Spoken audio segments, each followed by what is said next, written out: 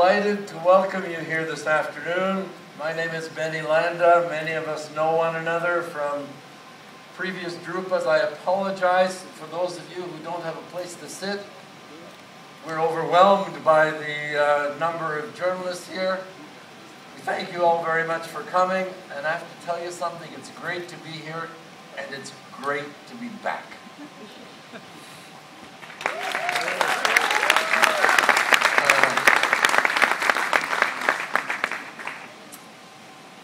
As the founder of Indigo, I have had the great privilege of introducing the world's first digital offset color printing press back in IPEX of '93 and then Drupa of '95. And I have to tell you, each of these press events has been absolutely spectacular with every new launch, and today I think we have the greatest launch of all. I would like to start by first thanking all of you, because what has happened was a few weeks ago there was a leak of a story. We planned to keep this a secret until today. But a few weeks ago, a local Israeli financial magazine did an expose, and they disclosed that we're developing a new generation of digital printing. And then it just exploded. And thanks to all of your publications, it created a shockwave throughout the entire industry. I want to thank you all for the amazing exposure that we had. Totally unplanned, but thank you all very much, and I'm sure that today will be a fantastic day for you. Also, I want to tell you that the brochures and the information you're getting now is not yet public. It won't go out on our website until after the press event, so this is really the very first moment that any of this is being shown or disclosed to anyone. Now, ladies and gentlemen, many of you have heard me say, and many of you have quoted me, thank you, that everything that can become digital will become digital, and printing is no exception. Well, as you can see just by walking around the Drupa stand, there's been an explosion of digital printing. There practically isn't a company that isn't offering some kind of digital printing solution. So has printing become digital? Well, as we all know, there are many printing applications that have become predominantly digital. Photo albums, short-run labels, short-run printing really has become digital. And certainly digital printing has experienced phenomenal growth, explosive growth, going from zero in 1993 to over 1 trillion pages printed digitally today. And yet, it is only nibbled around the edges, barely printing 2% of all the pages being printed. In order to become mainstream, digital printing must be competitive with offset printing in terms of quality, speed, and cost. Not to mention, of course, format size and the ability to print on any kind of paper, any kind of coated, uncoated, untreated paper stocks. That's the reason, 10 years ago, after I founded Landa Corporation, we developed a new category of printing, nanography, digital printing for mainstream, to go after the other 98%. As the name implies, nanography is based on nanotechnology, the science of ultra-small particles. Particles so small, in fact, that they are measured in nanometers, billionths of a meter. So how small is a nanometer? Well, if this golf ball were 1 nanometer in diameter, a human hair, a single human hair, would be 4.2 kilometers in size, 3 times the diameter of the entire Drupa messing. The reason that nanotechnology has created such great interest worldwide is that many materials, when reduced to nanometer size, acquire extraordinary properties. Some particles become super hard. Some are able to protect surfaces from abrasion. Some become super absorbent in the bloodstream, opening up the door to all sorts of new medications and drug delivery systems. And some, as we at Landa have discovered these past 10 years, become amazingly powerful colorants, enabling an entire new kind of digital printing with undreamed of attributes. These nanopigments are at the heart of Landa Nano Ink and impart to nanography some of its remarkable characteristics. Ultra-high-speed printing, the industry's broadest color gamut, high optical density, the sharpest edges and hardest dots of any printing process, high gloss and gloss uniformity, the ability to print on any ordinary untreated paper without pre-treatment, the ability to print on practically any plastic packaging film or label stock, tough abrasion and scratch-resistant images, and the lowest cost per page in the digital printing industry. Lastly, very low energy compared to other digital printing processes and 100% green. This is an ecologically friendly process. Ladies and gentlemen, we are now going to give you a close look at nanography. A very close look. Ladies and gentlemen, welcome to the wonderful world of nano.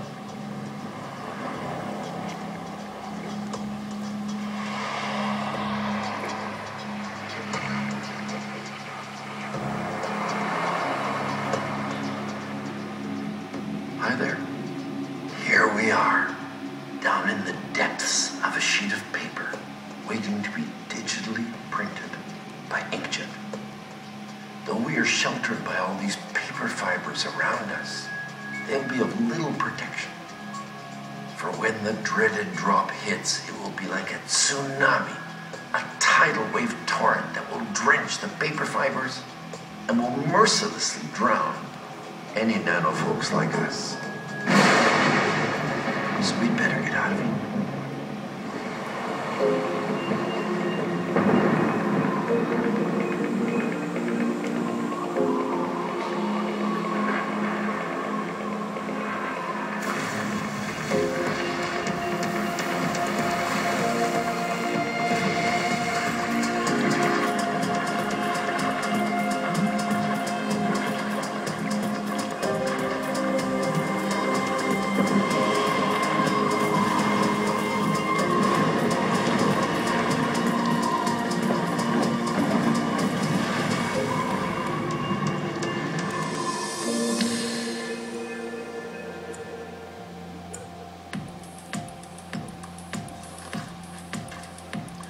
You see, when printing processes apply ink to paper, the wet ink penetrates the paper. Now, this is true for all printing processes. In the case of inkjet, however, there's so much water in the ink that the paper becomes totally saturated. But paper and water don't mix. The paper gets swollen, deformed, and cockled. The consequence of all that is that you have to heat up all that water and paper to dry it out again. And that consumes a tremendous amount of energy.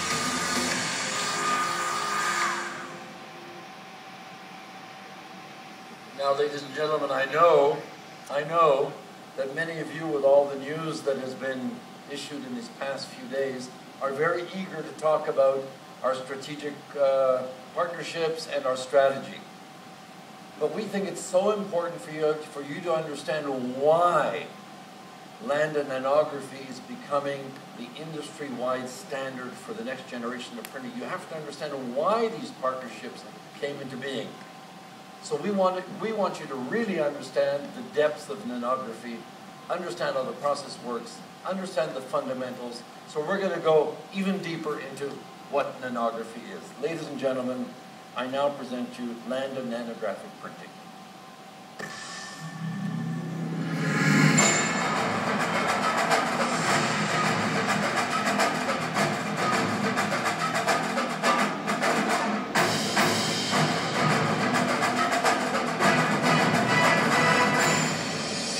Nanographic printing begins of billions of microscopic droplets of Landa nano ink onto the special image conveyor blanket. Each row of ink ejectors adds its own color of nano ink.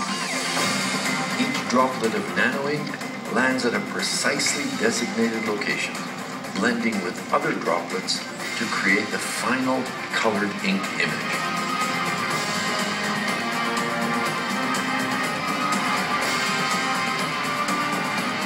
As each droplet lands on the heated blanket, it begins to spread and lose its water, becoming thinner as it does so. When all of the water has been evaporated, the ink becomes an ultra-thin, dry polymeric film. Let's look again. As the nano ink film spreads and dries, it becomes only 500 nanometers thick, the thinnest ink image of any printing process. The completed image is now ready to be transferred. Because of its unique properties, nano ink images have the amazing ability to bond tenaciously to any paper or plastic without penetrating the substrate.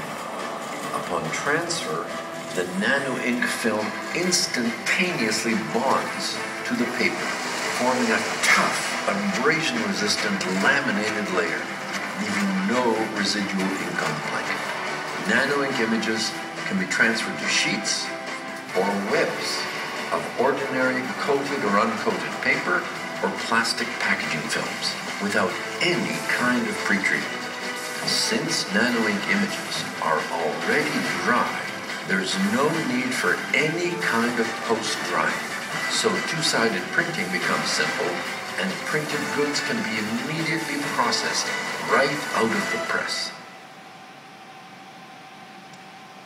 Okay, so it's all about the thickness of the image, the size of the pigment particles, and the printing process. But in the end, it's all about printing, so you want to see what does this do to images on paper. So ladies and gentlemen, let's now have a closer look at nanographic printed images. But first, let's look at the offset images, the offset dots that you're also familiar with, compare those to inkjet, and then to nanography.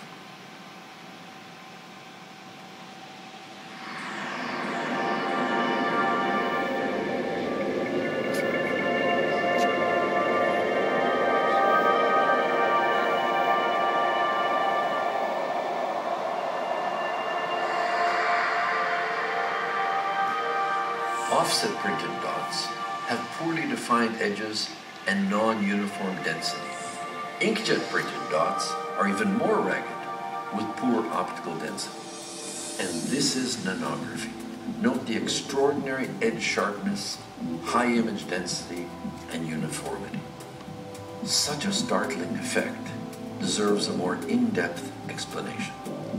You see, as the ink penetrates the paper, much of the pigment ends up below the surface, reducing optical density and uniformity. And just as ink gets absorbed into the paper fibers, it also wicks along the paper fibers, making the edges ragged. With Landa nanographic printing, a dry ink film is applied to the paper, so there's no penetration and the edges are super sharp. Since these ultra-thin film images are literally laminated to the paper, they conform to its surface roughness, right down to the topography of individual paper fibers. This accounts for nanography's extraordinary ability to match the gloss of the paper, whether coated or uncoated. Unlike conventional inks, in which the pigment particles are many hundreds of nanometers in size, Landa nano ink pigments are merely a few tens of nanometers. These nanopigments are not only super efficient absorbers of light, but they also don't scatter light.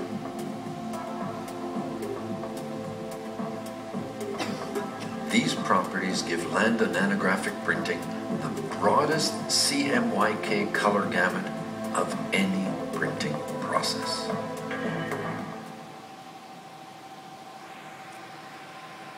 So, ladies and gentlemen, now that we've seen how Landa nanography works, it's my pleasure to briefly introduce you to our printing presses, the Landa family of nanographic printing presses. For an in-depth look at these presses and for print sample examination and for demos, we invite you to our arcade where we have 5 printing presses, 3 of which are running. 2 others we open up and show you the guts of the machine inside very clearly. I'm sure you will enjoy that. If you don't get a chance after this press event, please do come back sometime during Drupa to have a closer look at these machines.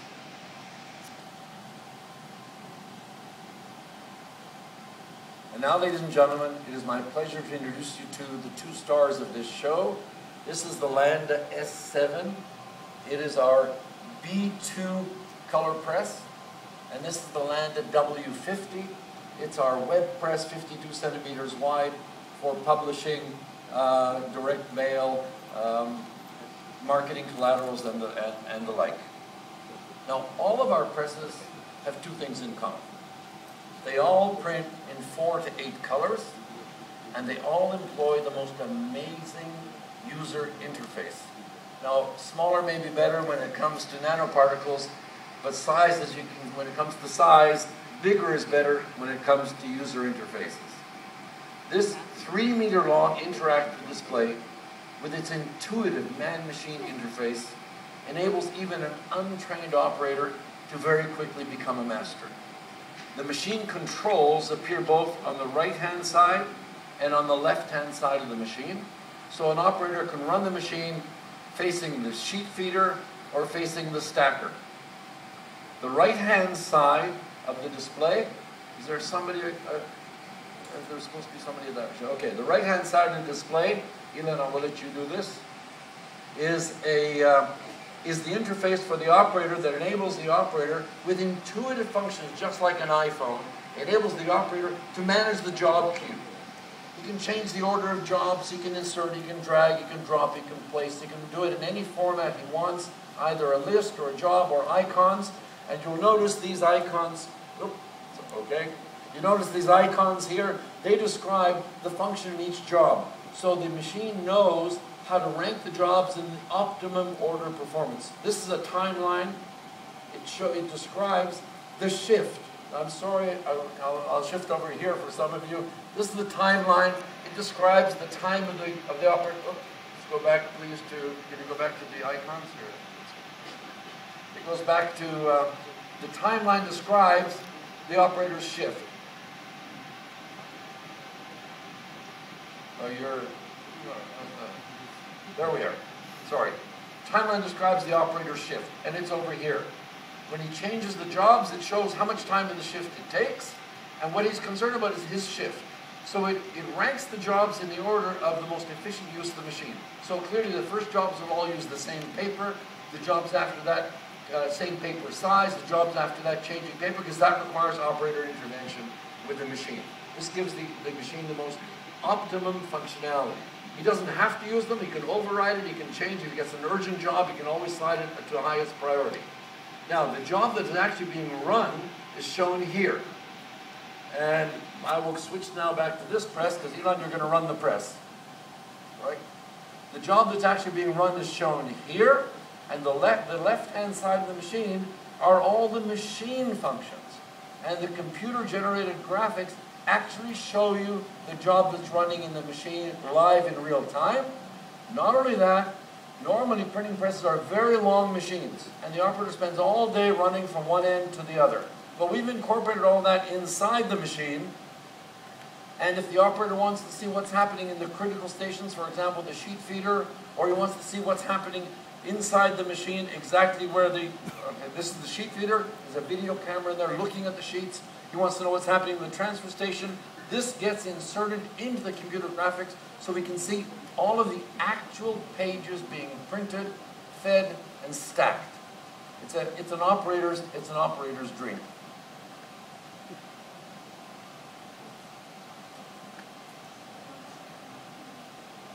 Okay, sorry. Elon, I want you to run the press, please. Okay?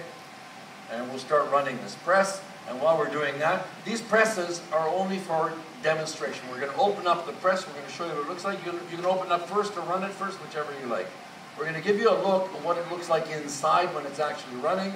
As I said, the printing demos are outside. In here in the theater, we're doing the demos for the user interface to introduce the operators, the customers, to this new concept of interaction with the machine. Now, one of the reasons that we do this is that we want the operators and the owners to have an intuitive introduction to high-end digital printing that doesn't intimidate them. They don't have to know how to program, they don't have to know how to use a keyboard. If they can use a cell phone, they can run this machine. And we've put people in front of the machine without instructions. 10 minutes later, they know how to run the machine. Now here are those of you who can't see, I hope you can see.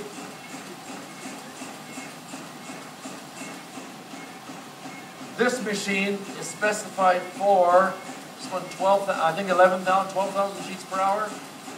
You'll find it in your spec sheet. It's either 11 or 12,000 sheets per hour, which clearly is the typical running speed for offset presses. Our B1 machine, the only digital B1 machine in the market, can run up to 13,000 sheets per hour.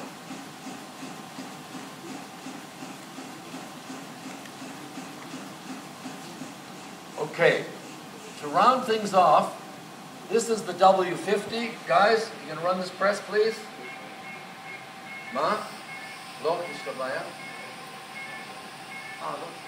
They didn't plan to run it, I'm sorry.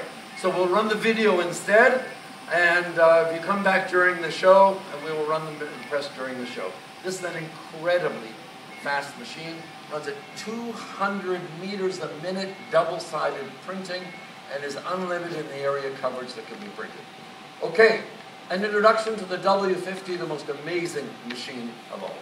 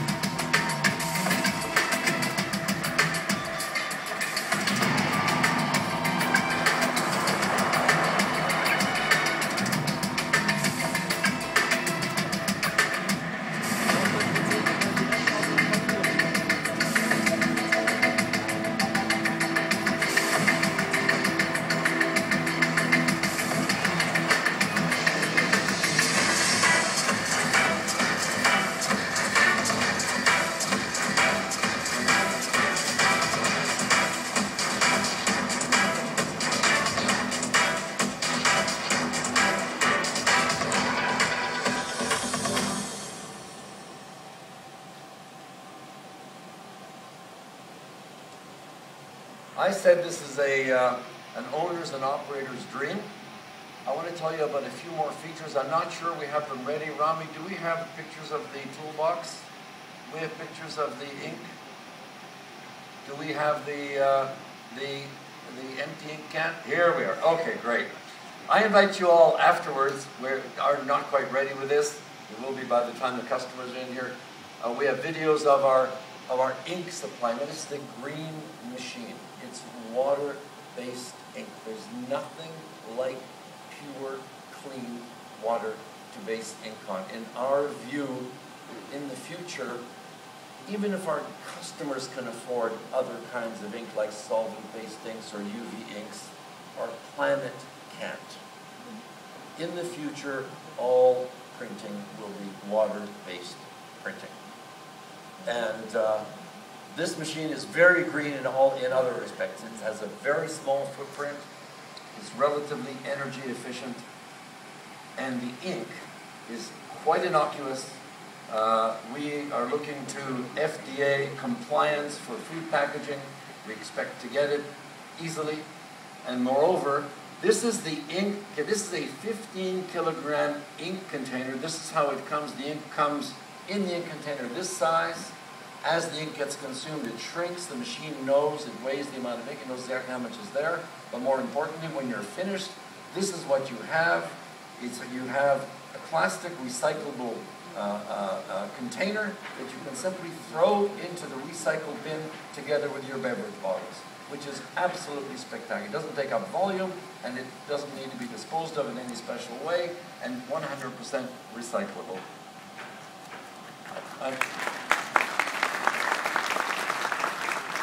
Elon, do we have the other demo here with the loop? Okay, there are a few other things. Outside you'll see the toolbox, outside you'll see the ink cans, you'll see other features that are operator and customer focused. But I want to tell you something. While we're talking here, you know, I'll show you this on this machine. I'm sorry, I apologize to those of you there who can't see it. We have a digital loop. Wireless. The operator simply tags the screen is magnetic. The operator puts the loop on the image. He can click a button, compare the dots to dots he's had before, analyze, save a library, get exactly back to the jobs he did in the past. If he wants to match a job, do something. Everything he normally does manually, he can now do intuitively and easily on this machine. And I have one more thing. Okay, please remove that. When the operator leaves the machine, understand these are automated machines that require very little operator intervention, so we expect that an operator is going to be able to run 1, 2, perhaps 3, perhaps 4 machines. And what happens when the operator leaves the machine is the machine knows it is not there, and it goes into what we call vital signs mode.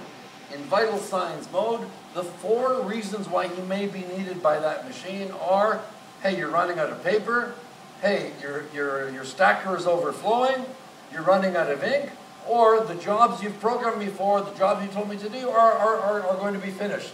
So the one that gives him the shortest time flashes in red. That means, hey, Mr. Operator, Miss Operator, you are needed here in another 8 minutes or you're going to lose productivity. And he, from 50 meters away, he can see this very clearly, or he can simply take it on his pad. Should be an image on here. Take it on his pad.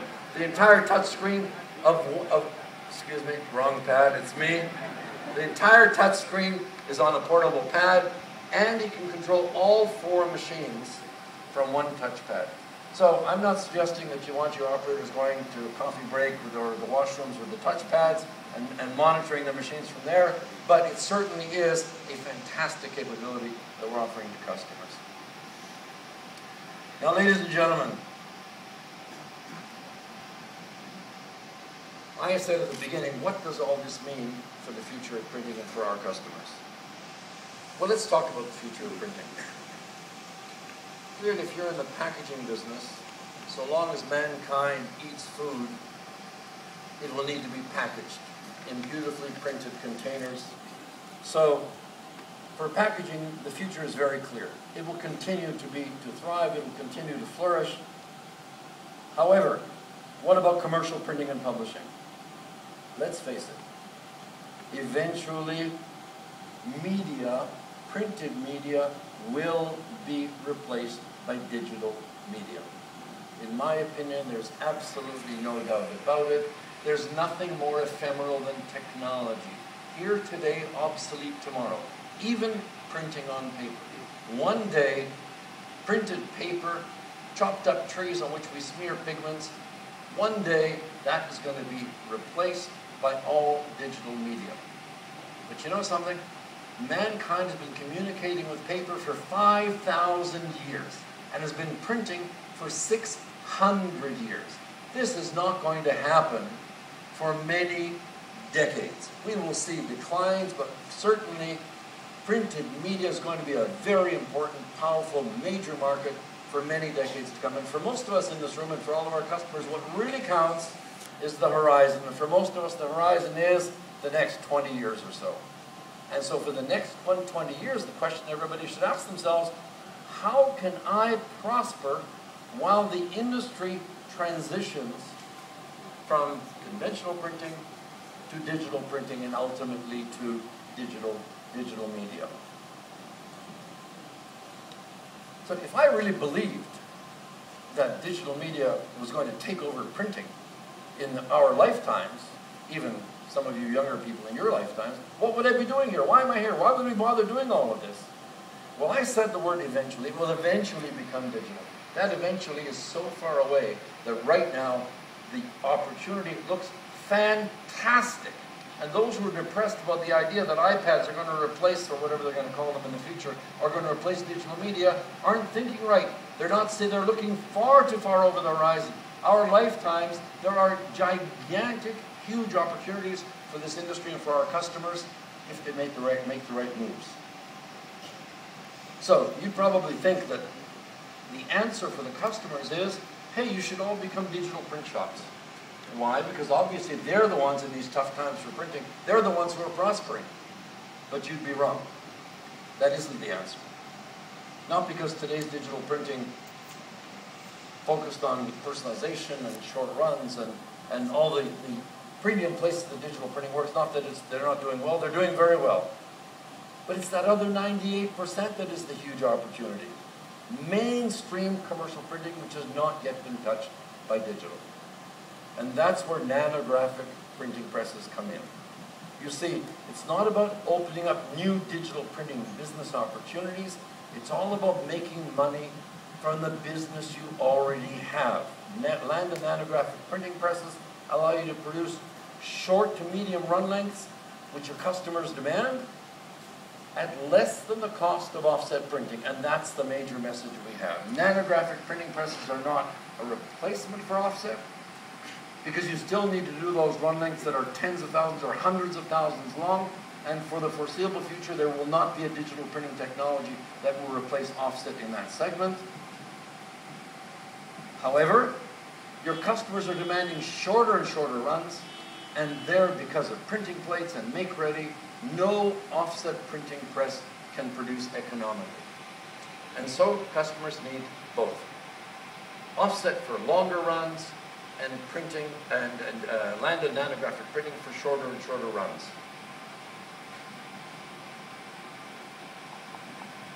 Oh, I wasn't following my cues, I'm sorry. There's a huge gap. We filled in the gap order. There's a huge gap. Today, digital printing is very prosperous. The vertical line is profitability. You can be very profitable running long run lengths with offset. You can't be profitable running short run lengths. You can be very profitable running very short run lengths with digital, but there's this gigantic gap which Landa nanography fills, which is up to many thousands of sheets of printing that nobody can fill today, and Landa, from personalized run length of one jobs all the way through to many thousands to some thousands of sheets. And today, this is a fantastic message for the industry. The result is digital printing for mainstream, and that's our message to you and to the industry. And now, ladies and gentlemen, I do want to talk about our strategy.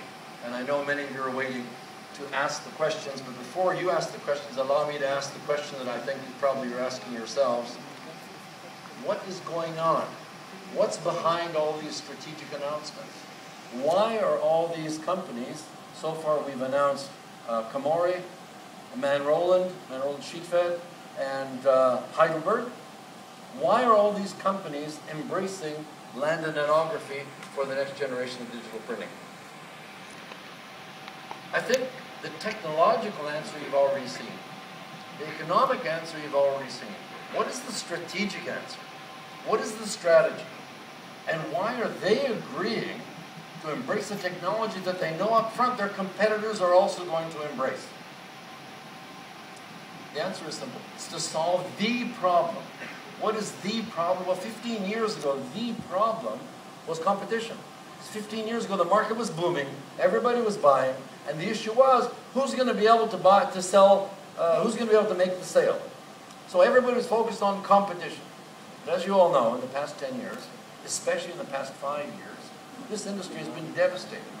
The press manufacturers have revenues that are half of what they were 5 years ago. Even though printing itself has declined in only single digits or barely scraping the 10 or 12%, press sales have dropped in half. Today's issue is not the competition, because they haven't dropped in half because the competitors are taking the business. The business isn't there. The business isn't there because the customers aren't buying. And the customers aren't buying for these reasons. One, they are worried about digital media, yes, but that isn't the main reason. Two, tough economic times, they have trouble financing these machines. That certainly is a significant reason. However, even those who can finance, even those who are doing great business, they aren't buying either because they are afraid that if they make a big capital investment today for printing equipment, tomorrow it'll be obsolete by digital. They don't see it yet.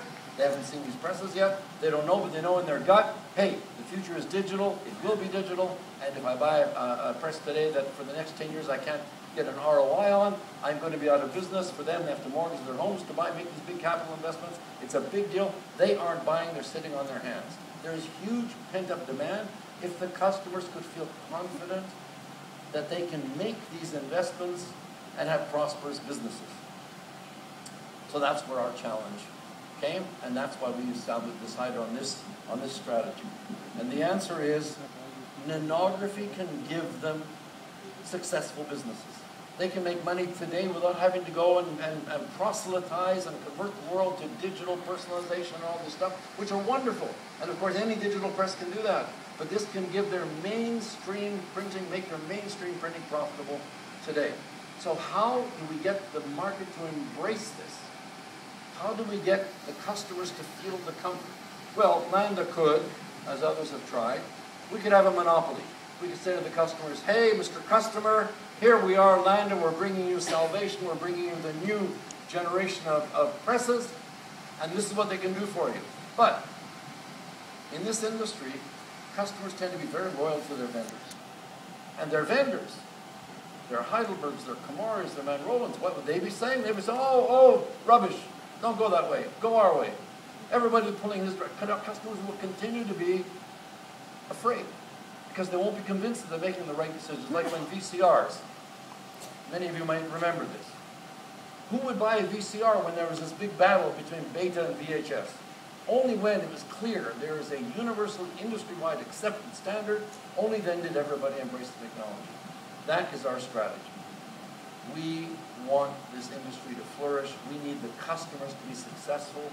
Our partners recognize that it's more important for them to give their customers a successful business, to enable their customers to grow, than it is the concerns that their competitors are also doing better, and that their competitors' customers are also doing well.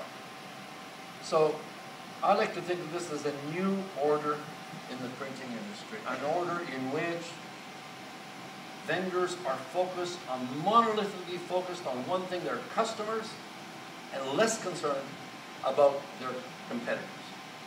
And we think this can have a fantastic effect on the business, on the industry. Now, we could have had a monopoly. We have fantastic, unique technology. We're going to have spectacular patents, huge patent estate. We could have a monopoly. And there are companies that have had monopolies before. In 1959, Xerox launched the 914, and they had the legendary 914 copier, and xerography was a monopoly of Xerox until 1974, 15 years. And Xerox did well. But the market only exploded when Canon, Ricoh, Mita, Minolta, Matsushita, Kodak, when everybody else came in, embraced the same technology, then the world accepted it. And from 1974 to now, you've seen this turn into a business of hundreds of billions rather than a handful. So, was that bad for Xerox? Not at all. Xerox has prospered tremendously as well. So has everyone has prospered. So, our monopoly, we've decided to share with the industry leaders in order to give the customers access to the technology, put customers first, make the customers successful, enable them to prosper, and we will as well. So our strategy is a three-part strategy. We will make, develop, and sell our own products. Our partners will make, develop, and sell their digital Landa nanographic printing products. And we, of course, will be the supplier of all the ink and all the consumables to our customers and to our partners for them to supply to their customers. Now, before you ask, are we going to compete with our customers? No. With our partners? No. We're developing products which are going to complement those of our partners, and we're not going to compete head-to-head. They will compete with one another, certainly. It's good for the industry, it's good for the customers, it's good for everybody. We will not compete with our partners, but we have products that we will be selling ourselves. Now, at this show, we are taking LOIs with deposits from customers. And those LOIs say to the customer, hey, you want to keep your place in line, because we expect, and I think the market will expect, there's going to be a huge demand for these machines. People will want to keep a place in line. We need to separate from what we think will be the many thousands, perhaps many hundreds of customers who would say, yes, I'm interested. We need to separate those who are serious and those who aren't. So we're going to be taking deposits from customers. And those deposits guarantee the customer that they will have an appropriate place in line, an early place in line, whether it's for a Landa branded machine, whether it's for a Landa co-branded machine with our partners. All of our partners will be co-branding their name with the Landa name. And this way we believe that the strategy is great for us, it's great for our partners, more than anything else, it's great for the customers, and it's great for the industry. So, with that, ladies and gentlemen, I would now, oh, one more thing you're all going to ask, I'm going to tell you now. When do these presses ship? These presses are going to ship at the earliest, the second half of next year. Now, you might say, am I going to ask you already? You might say, why? I mean, they're beautiful, they're done. No, they're not done. When you have a close look, you'll see image defect, you'll see bugs, you'll see things that we still have to clean up. And I have to tell you something, as the founder of Indigo, left IPEX with this enormous interest in digital presses, so we made them and shipped them, and we got a black eye because we put them out too early. And you know, I've made every mistake that one can make, I've made. But I try not to make the same ones twice. There are enough new ones that I'll be making that I don't need to repeat that. And what we are going to do, we finish the development, the testing, the reliability. We bring these machines to full offset standards in our own shop, not on our customer floor.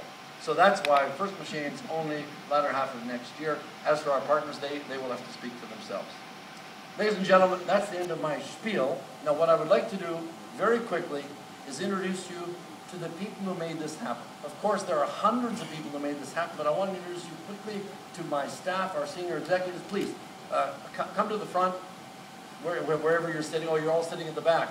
So I mean, no, don't come to the front. You're gonna. So I'm gonna ask you to just stand or raise your hands, okay? Because many of you are gonna have many questions. So when I read the person's name and title, please note who he is, because I'm not gonna be able to answer all your questions. You're gonna have to go to other people. So, you know, mark this person's forehead, and you know who to go to.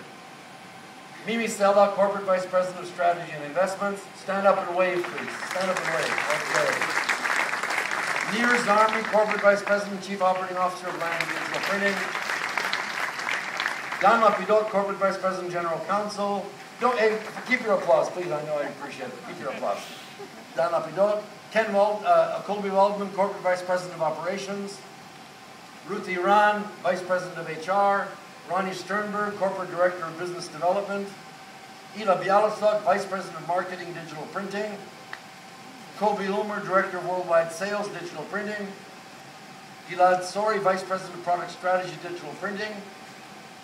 Ohad Axelrod, Product Line and Commercial Segment Manager, Digital Printing. Sharon Rothschild, Product Line and Packaging Segment Manager, Digital Printing. Elisa Leung, Product Line and Publishing Segment Manager, Digital Printing.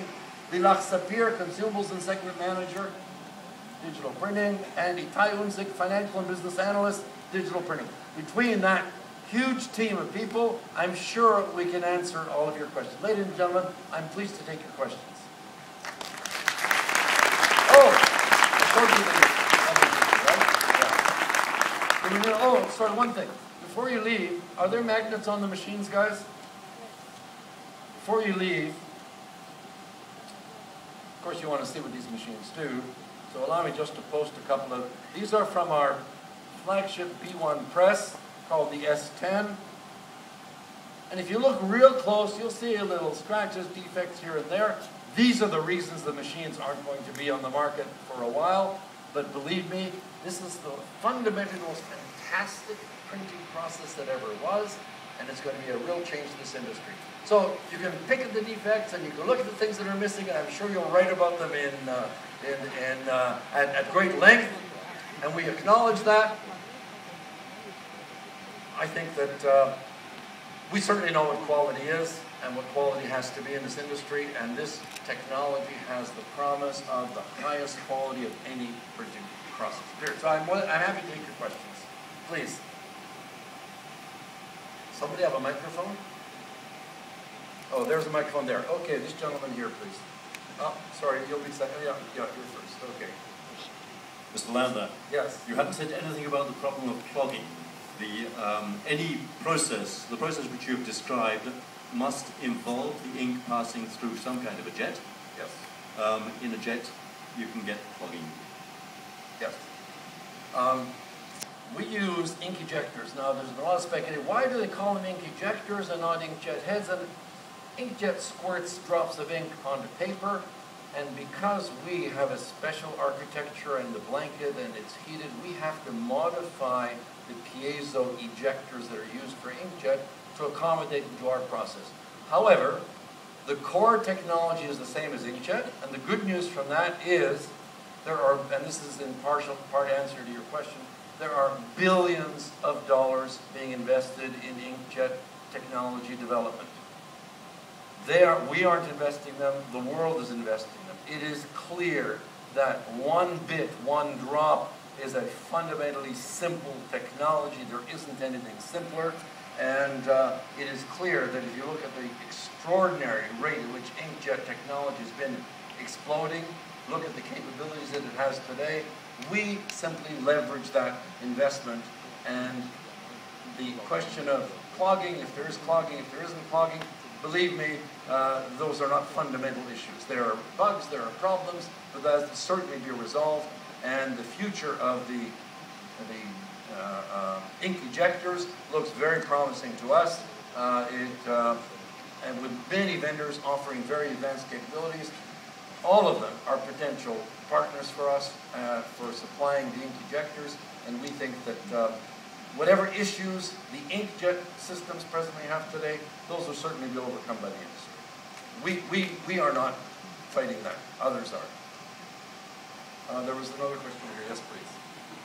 Could you state your name, please? Sure. Andy, Plot the Output Links Group. The cost of the device, number one, and then when you factor the cost per print, are you factoring in the cost of the device? Yes, you can talk about cost per page, you can talk about total cost of ownership. In cost per page, we expect to have the lowest cost per page in the industry, and in cost of ownership, when you combine the speed, the format size, and the cost per page, we expect to have the lowest cost of ownership in the industry. And the cost of the machine, listen, because it's only a year and a half or so away before we will shipping. First of all, we don't talk about the cost of machines, but you can rest assured that they will be competitively priced with offset presses, the high end at least, with offset presses of comparable performance. And as you can see, the technology for the paper handling is exactly the same as offset technology. It's mature, it's robust, and by now it's fairly low cost to produce. So we expect the hardware also to be affordable, period. If you sign an LOI and place a deposit, we'll actually tell you what the prices are. Yes, Andy Tribute.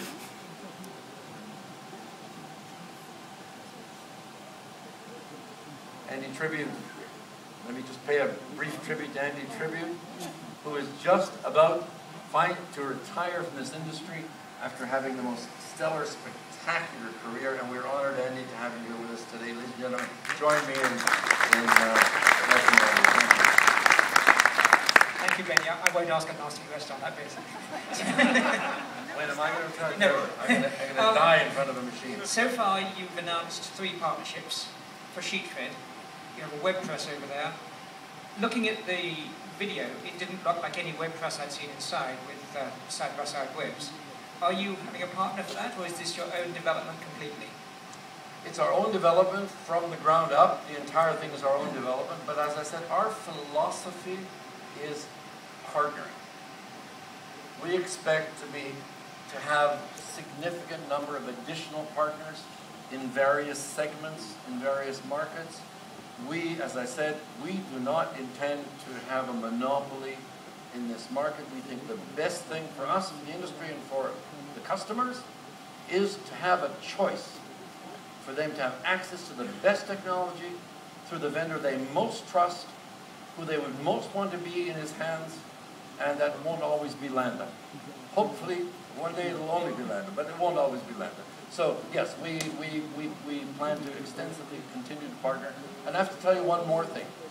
The partnering won't be limited only to the commercial printing space, or to the packaging space, or to the publishing space. As you know, all the technologies, the digital printing technologies in our industry today, all grew up out of the office. They all started inkjet, dry toner xerography, liquid toner electrophotography. They all grew up through the office and progressively were able to develop higher and higher functionality. We're starting at the other end. We're starting at the very highest end of performance and quality. You can surely expect to see Landa nanographic printing going down all the way to the enterprise, the office, and maybe even to the home. Is the mic on? Yes. One of the things that when you introduced or talked about nano, the first thoughts I had were you were going into a different market. You were going into industrial printing. Where the fact you're using water-based ink, does that preclude this technology going into printed electronics and other industrial applications? No. No, not at all. There's no water in the printed image. Water is just a temporary vehicle, as it is with all ink process. The water, the solvent, is a carrier, is a temporary vehicle.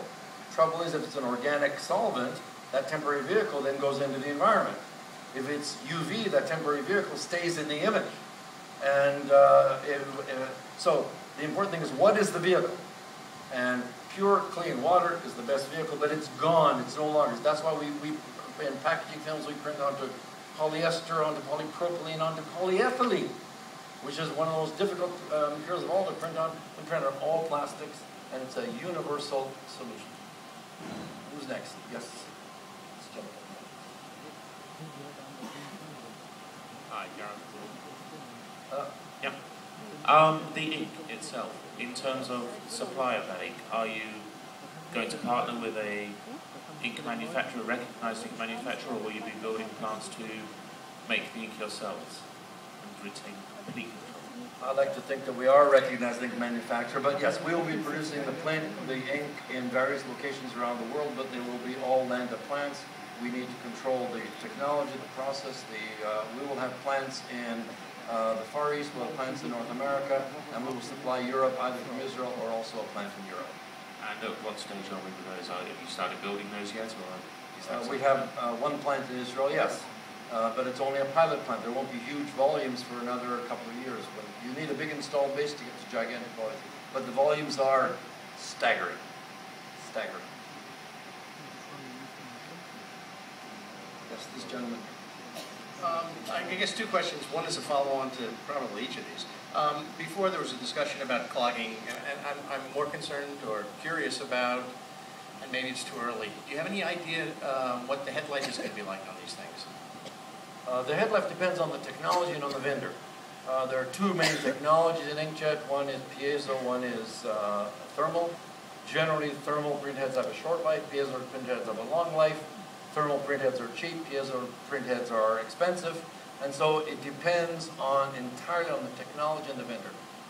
Landa nanographic printing can certainly work with piezo printheads. We expect it will also work with thermal printheads, and the vendors are producing ever more economically, ever more automated systems, and certainly we alone can account for an increase in a factor of 10 or 100 of the volume the present piezo inkjet manufacturers produce industrial inkjet heads. So we expect both the reliability to improve, the cost to come down, and it's a pretty blue sky as far as the future of these inkjet heads is concerned, in my opinion. One last question with regard to the ink itself, and again, maybe it's just too early. Have you done any de-inking tests? Yes. We do not qualify for the same de-inking process which is used for offset printing. Offset's an oil-based, an organic solvent-based, an oil-based ink, and we are a water-based ink. So we do not separate with the same flotation process as offset. However, we are a party to a big consortium of de-inking interested parties who are made great progress in recent years in de-inking a water-based ink. What I can tell you is because our ink is on the surface of the paper, the de-inking will be immeasurably easier than with inkjet print.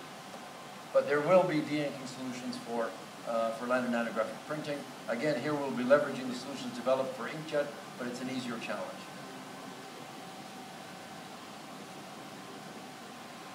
Are these inks going to be UV coatable either inline or offline? These inks are not only UV coatable, they're also sealable. As you know, we transfer the blanket, as we said, is heated. And the inks are really 500 nanometer thick hot melt adhesives. And they have these fantastic adhesive properties to the substrate. So, if you want to bond something to them, you can bond to them thermally, or you can bond to them chemically. And it's easy to bond to these inks with UV as well. By the way, we will be offering digital coatings. We have 8 colors. Some of those special colors can be white, transparent, special fluorescent and the like, and some can be overcoats and special features. Ladies and gentlemen, yes, sir, there's another question over here. I'm afraid, I'll take one more after this one, and I'm afraid, because we don't want to burden one of our partners who's about to have a press event. So I'll tell you what, those of you who are going to that press event, we'll give you a break to leave, and we'll take a few more after that if anybody wants to stay. Yes? What is the life cycle of nano and what is coming after that? What is the what? Life cycle. Oh. I don't know. I did say that there's nothing more ephemeral than technology. Landa nanographic printing is just entering the world, so I think it's a little not grotesque, a little cynical for us to talk about when it's going to die. It just started its lifetime, but I think it'll be many decades. Ladies, is there one more? Okay, ladies and gentlemen, thank you so very much for your participation. I just want to point out, I hope you all got fake leather bags on your way in. If not, take a fake leather bag on your way out. Those of you who were at IPEX in 1990s, you will remember we also gave out fake leather bags. For 15 years, people reminded me, yes, I still have the fake leather bag that I got then. We can only afford to do this once every 19 years, so please, keep it.